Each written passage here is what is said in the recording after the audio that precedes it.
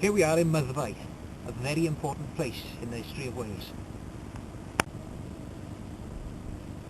And is the story of the most famous inhabitants of the village up until today. But now, someone else famous is coming to the village. His Highness Prince Charles, Duke of Cornwall and Prince of Wales, has decided to buy an estate here in Llwynwermod. But what do the local Welsh people think of their new neighbour? We'll go and find out now.